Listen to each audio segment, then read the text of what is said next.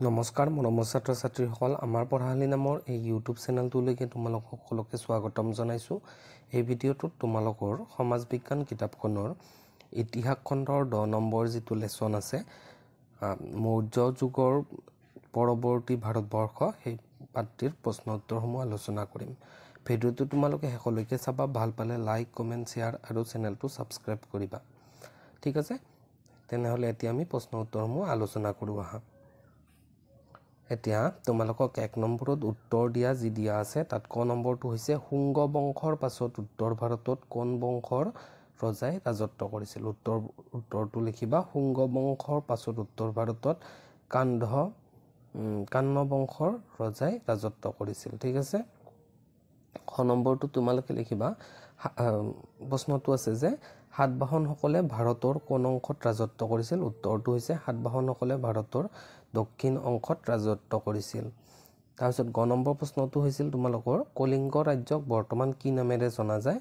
উত্তৰটো তোমালোকে লিখিবা যে কলিংগ ৰাজ্যক বৰ্তমান উৰিষ্যা নামেৰে জনা যায়।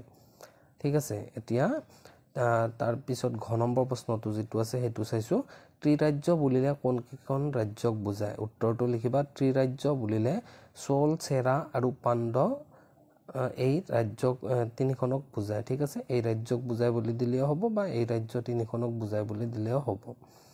তাৰপিছত আছে 9 নম্বৰটো কুষাণ বংশৰ সৰ্বশ্ৰেষ্ঠ ৰজা কোন আছিল। উত্তৰটো তোমালোকে লিখিবা কুষাণ বংশৰ সৰ্বশ্ৰেষ্ঠ ৰজা আছিল কনিষ্ক। ঠিক আছে, এতিয়া 2 নম্বৰত তোমালোকক উত্তৰ লিখা দিছে। প্ৰথম প্ৰশ্নটো দিছে সাতবাহনসকলৰ ৰাজত্বকালত কাৰ কাৰ লগত বাণিজ্যিক সম্পৰ্ক স্থাপন হৈছিল। উত্তৰটো লিখিবা সাতবাহনসকলৰ ৰাজত্বকালত ৰোমান সাম্ৰাজ্য আৰু দক্ষিণ পূব এছিয়াৰ দেশসমূহৰ লগত বাণিজ্যিক সম্পৰ্ক স্থাপন হৈছিল। ঠিক আছে, খ নম্বৰটো তোমালোকে লিখিবা কনিষ্কৰ শাসনকালত বৌদ্ধ ধৰ্ম কেইটা ভাগত ভাগ কৰা হৈছিল। নাম দুটা উল্লেখ কৰা। উত্তৰটো তোমালোকে লিখিবা কনিষ্কৰ শাসনকালত বৌদ্ধ ধৰ্ম দুটা ভাগত ভাগ কৰা হৈছিল। নাম দুটা হ'ল হিনজান আৰু মহাজান। ঠিক আছে, এতিয়া ইয়াৰ পিছৰ প্ৰশ্নটো চাবা গ নম্বৰটো সংগম সাহিত্য কেই প্ৰকাৰৰ আৰু কি। উত্তৰটো তোমালোকে লিখিবা সংগম সাহিত্য 2 প্ৰকাৰৰ, বৰ্ণনাত্মক আৰু নীতি শিক্ষামূলক। ঘ নম্বৰ প্ৰশ্নটো কুষাণ যুগৰ দুটা শিল্পকলাৰ নাম কি লিখা। কুষাণ যুগৰ দুটা শিল্পকলাৰ নাম হ'ল মথুৰা শিল্প আৰু অমৰাৱতী শিল্প। তাৰপিছত 9 নম্বৰ প্ৰশ্নটো তোমালোকক সুধিছে মৌৰ্য বংশৰ পৰৱৰ্তী যুগত জলসিঞ্চনৰ বাবে ব্যৱহৃত দুটা ব্যৱস্থাৰ নাম লিখা। আৰু উত্তৰটো তোমালোকে লিখিবা সেইটো মৌৰ্যৰ পৰৱৰ্তী যুগত জলসিঞ্চনৰ বাবে ব্যৱহৃত দুটা ব্যৱস্থাৰ নাম হ'ল নলা আৰু কুঁৱা। ঠিক আছে, প্ৰথম 6 নম্বৰ যিটো দিয়া আছে সেইটো চাবা তোমালোকে মৌৰ্যসকলৰ পৰৱৰ্তী যুগৰ গাঁওবিলাকত কি কি বৃত্তিজীৱী লোক বাস কৰিছিল। দুটা বৃত্তিৰ নাম উল্লেখ কৰা। উত্তৰটোত দিয়া আছে মৌৰ্যসকলৰ পৰৱৰ্তী যুগৰ গাঁওবিলাক, এইটো গাঁত হৈ আছে দেই তোমালোকৰ, এইটো তোমালোকে কি কৰি ল'বা, এইটো গাঁও কৰি ল'বা, এইটো ভুল হৈ আছে, এইটো তোমালোকে গাঁও বুলি লিখি ল'বা এনেকৈ। এইটো যিটো দিয়া আছিল সেইটো গাঁওবিলাকত বাস কৰা লোকসকলৰ দুটা বৃত্তি হ'ল কুমাৰ আৰু কমাৰ। এতিয়া 3 নম্বৰত ক অংশৰ লগত খ অংশ মিলাই চোৱা দিয়া আছে। মই প্ৰশ্নটো তোমালোকক পঢ়ি নাথাকোঁ, মই উত্তৰটো তোমালোকক দেখুৱাই দিছোঁ। উত্তৰটো তোমালোকে কেনেকৈ মিলাই ল'বা। ইয়াৰ লগত কি আছে মহামেঘ বাহন যিটো সেইটো কলিংগৰ লগত মিলিব। তাৰপিছত কি আছে অন্ধ্ৰৰ আন এটা নাম সাতবাহন, ইণ্ডো গ্ৰীকসকলৰ বিখ্যাত ৰজা মিনাণ্ডাৰ কনিষ্কৰ দৃষ্টি আকৰ্ষণ কৰিছিল, তাৰ লগত কি মিলিব গান্ধাৰ শিল্পই। সংগম সাহিত্য তামিল কবি সন্মিলনৰ সাহিত্য আছিল। এনেকৈ মিলিব, তোমালোকে এনেকৈ মিলাই লিখিলে হ'ল। ঠিক আছে, এতিয়া আমি কি চাইছোঁ নেক্সটটো চাইছোঁ। তাৰ পিছত কি দিয়া আছে শুদ্ধ উত্তৰ বাছি উলিয়াব দিছে। ইয়াতে সাতবাহন ৰাজ্য প্ৰতিষ্ঠা কৰিছিল। উত্তৰটো হ'ব শিমুৱে। ঠিক আছে, তাৰপিছত যৱন বুলি কাক কোৱা হয়, ইণ্ডো গ্ৰীকসকলক কোৱা হৈছিল বা কোৱা হয়। ঠিক আছে, তাৰপিছত ঘ নম্বৰটো আছে গান্ধাৰ শিল্পৰ মূল বিষয়বস্তু আছিল। উত্তৰটো হ'ব বৌদ্ধ ধৰ্ম। তাৰপিছত চাবা, তাৰপিছত কি দিয়া আছে ইয়াতে গণ্ড ফৰ্নিছ কোন বংশৰ শ্ৰেষ্ঠ ৰজা আছিল, সেইটো পল্লৱ বংশৰ শ্ৰেষ্ঠ ৰজা আছিল। ঠিক আছে, এতিয়া তাৰপিছত জাতক হৈছে গল্প উত্তৰটো।